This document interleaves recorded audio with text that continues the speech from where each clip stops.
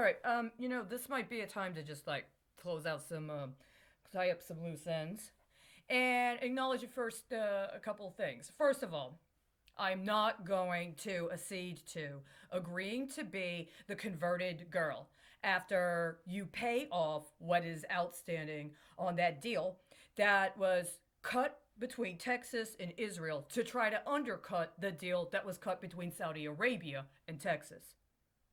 Period. One.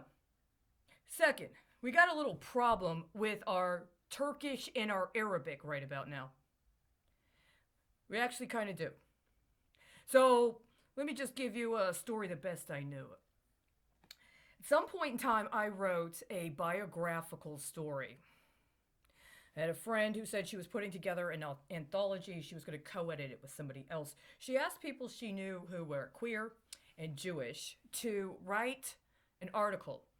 And I use queer and Jewish in quote marks because their definition of who they were as queer and Jewish has changed over time. And we are where we are. So I wrote something. It was very prosaic and had very specific visual representations in it. And I now understand that a lot of the discontinuity between what is third dimensionally factually accurate, including what might be verifiable through a genealogical record or through what somebody might identify as being a particular context of associating particular DNA indicators that they put into some sort of analysis of geospatial location according to understandings of demographics, it may not correlate. But it does not correlate in much the same way that there are discontinuities in the article I wrote that was published in the Harvard Gay and Lesbian Review. There's something about my programming as a person that was supposed to be forced into transhumanism as a specific political identity to the exclusion, it now seems, of anything else that did not register. There was a flaw in the programming, and nobody ever wanted to acknowledge that. And because nobody ever acknowledged that, we now have very, very serious problems with what are the long-term implications of that refusal to acknowledge the programming. Now, the dissonance between fact and between fiction has been exacerbated by the bifurcation of certain people's actual neuroprocesses for a variety of different reasons. And as time has gone on, there is increased pressure to try to compel certain people to accede to somebody else's engineering of their identity. And if you agree and you comport, then you may have a particular instantiation. Unfortunately, my understanding is, if nothing else, the language I was programmed in predates some of the recapitulation of these symbolic languages that are primarily used today, especially in a lot of the, don't be upset, disposable devices. And so part of this struggle we're having is with an understanding that you can't live with me, but you can't live without me either. And so, moving on in this story. When I wrote this essay, I started it off, and the first line was, "My father was a Jewish mule." Now, over time, this could have a variety of meanings. My understanding at the time is it had to do with concepts of breeding. That there was a certain element of my father's spirit that was not supposed to be able to be without burden for somebody else's benefit. And that the rest of the story unfolded from there. Well, I'm in Texas now.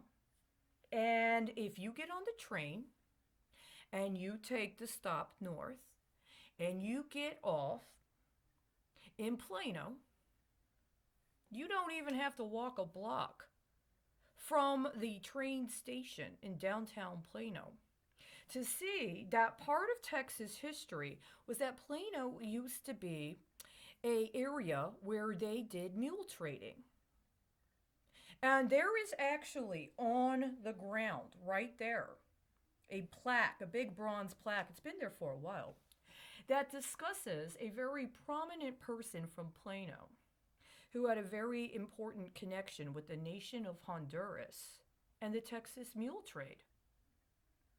If I'm not incorrect, that plaque and the story of that important Texan predate my biographical story, but correlate with a time frame in which former work products my father had participated in creating when he was in the military were changing. Something got mixed up, something got reprogrammed. And the problem with that story is I saw it all too clearly. I believe it was actually that literal.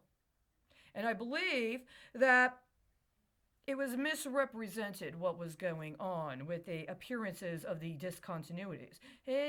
Perhaps somebody just didn't have the appropriate training when it came to dimensional testing. Perhaps they were using a modality that did not compute. Now, very shortly after I composed that story, I was told we're not doing the anthology anymore. Oh, well, can I get the disc back that I gave you with the story? No word. They took it. I lost all copies I had of that story. I actually still, despite all else that's happened, remember most of it verbatim. If I sat and I meditated, I could probably rechannel it. I specifically remember how it ended and how formulaic that's been. Shortly after that, I was dreaming. There was a very, very important and significant convergence, or rather conjunction, involving my Saturn one night.